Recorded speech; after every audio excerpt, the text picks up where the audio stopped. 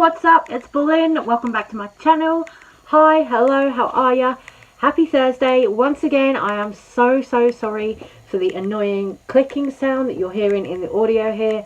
It is because my phone is damaged. I've explained this before in previous videos, but it's probably going to be like this for a couple of weeks until I can get something sorted. So I do apologise, but we've got some tea today. I'm going to get into it. Girl, Tana McBroom, what is she on? Now, I don't often talk about the McBrooms over here on my channel because honestly, I really don't give two shits about them. I don't actually really follow them, right? But when I saw this, I was like, something's not making sense here. And then I went back and found some articles about Austin McBroom and the shit that he's been doing. Girl, these people shady. These people, these LA people with money, they're shady. But first of all, do you like my look today? I was just over on IG Live with a friend doing this before I've hopped on here. So, I am going to get into this video. So, before we start, what I do know about the McBroom family is I know that Austin McBroom was involved in arranging a TikTokers versus YouTubers boxing match earlier this year that was happening in Miami. I know that people like Jeffree Star went, Tana Mongeau, all of them, some big YouTubers went. Keemstar was commentating on the event and stuff. It was big. It was a big event, and I did see some of the stuff that happened around that at the time. But since then, there's been a lot of controversy with Austin McBroom allegedly not paying sponsors of the fight and all this kind of drama. There is a whole backstory with this with Austin McBroom. Now, the Ace family are in trouble at the moment because of their house. An article I found online goes into detail about the Ace family and the troubles that they've had financially and all the stuff going on with their house. This article is very recent, from September 28th. So it was leaked back in July of this year that the Ace family were having a lot of trouble with their house.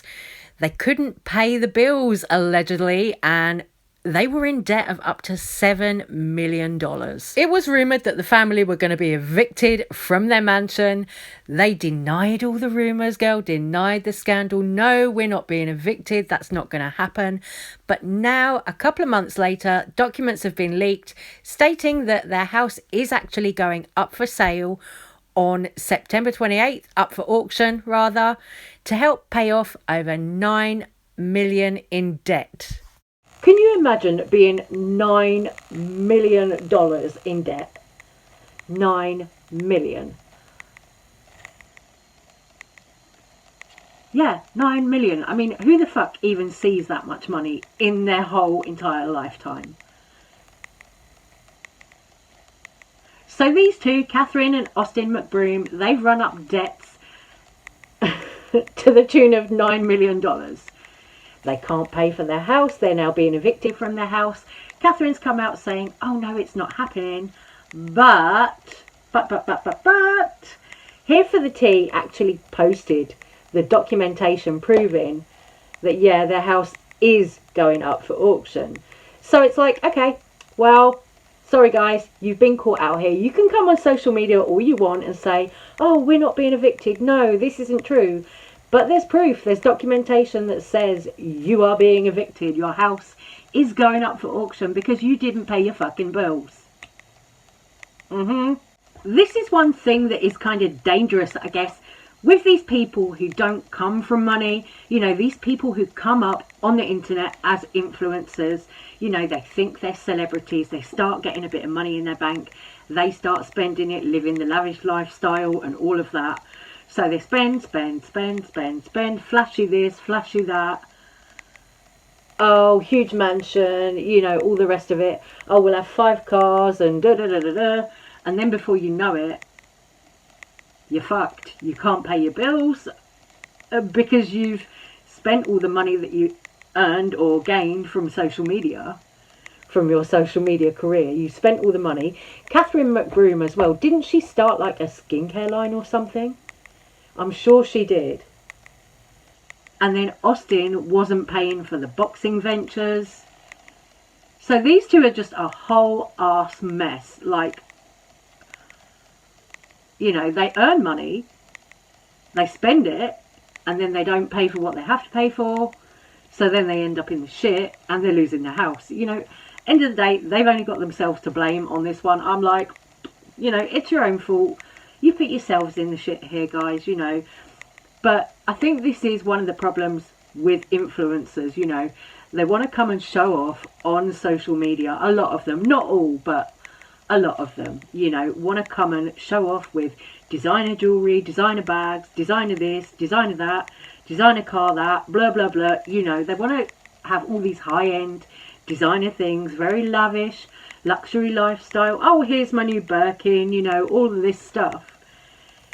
But they can't afford it all. And it's like, wow, to be 9 million in debt, you've got to do some fucking shopping.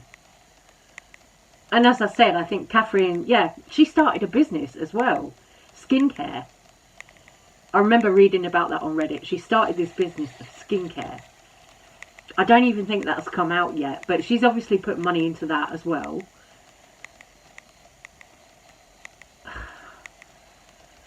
So you can't pay for your house, so you put money into a business that, oh, mess. This is a mess all over.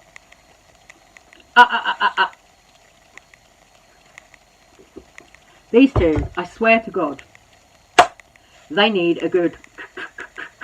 Apart from that tea-wise, the other thing that I was going to talk about in this video was Tana Mongeau. Because Tana Mongeau revealed that she is actually suing Michael Weist, who was the person who organised TanaCon. Now, if you don't know about TanaCon, TanaCon was an event like VidCon, but for Tana Mongeau. There were loads of people left standing outside, couldn't get into the venue, there was no food, drink, etc, etc. So people couldn't get into the event, it was too crowded, all of this. It was a whole big, hot ass, shitty mess. And this Michael Weist, Segway guy, he was the organiser of it. He's now tried to make a TanaCon 2, but without Tana Mongeau.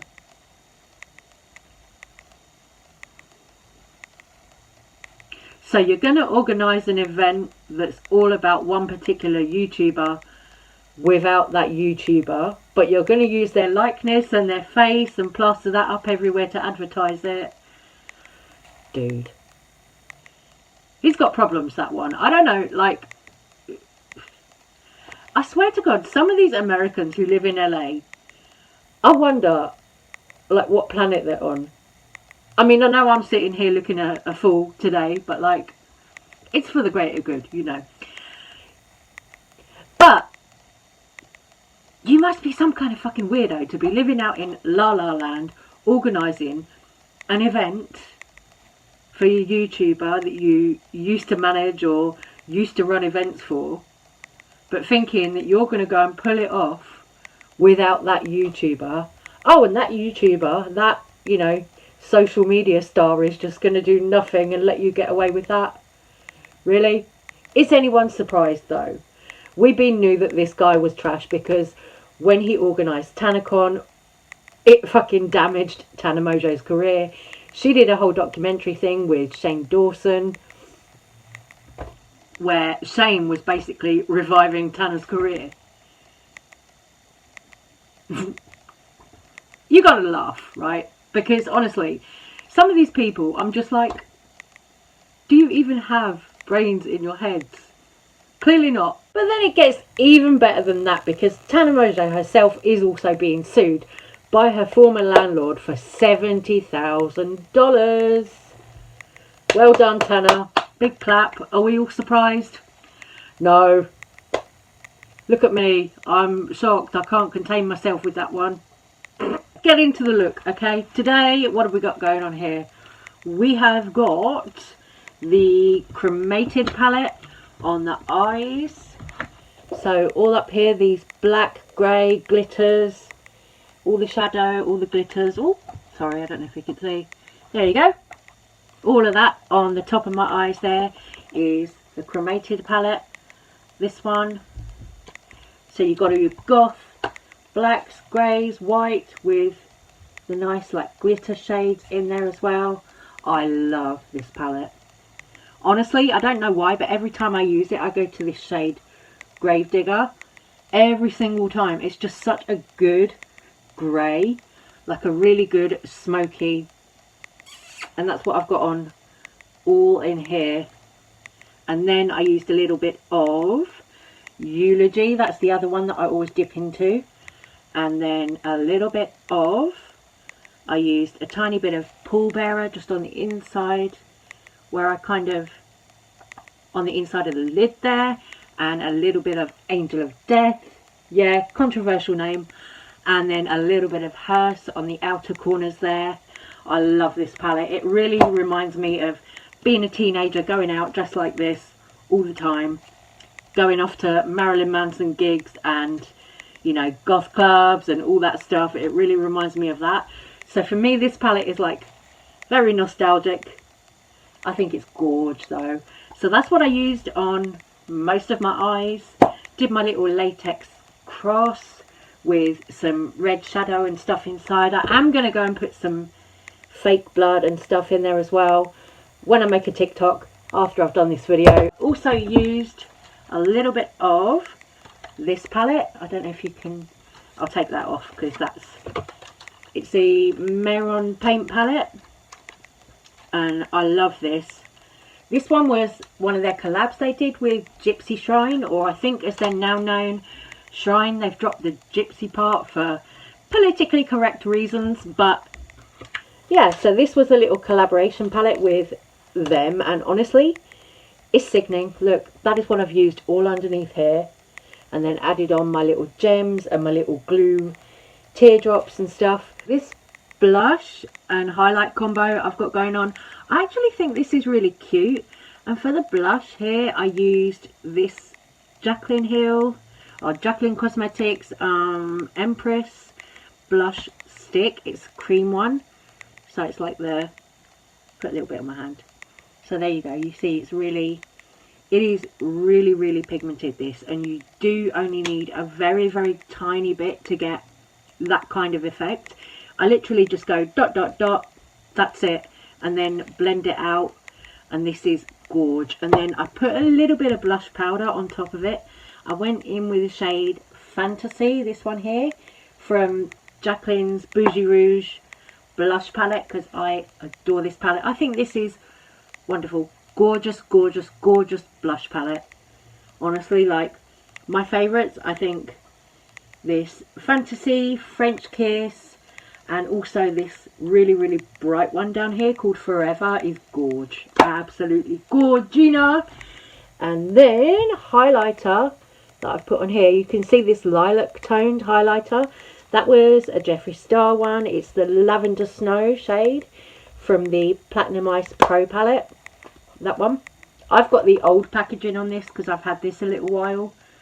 But yeah, really, really beautiful, subtle, like lavender highlight. I love. I'm in love with that highlight and blush combo. So let me know what you think. Let me know what you think about the drama. Let me know if you like this look. Let me know if you're going to be doing any Halloween looks or costumes or anything fun for Halloween. Love you guys. Thank you so much for watching. I'm going to say take care, stay safe, stay well, and I'll be seeing you on the next one. Bye guys.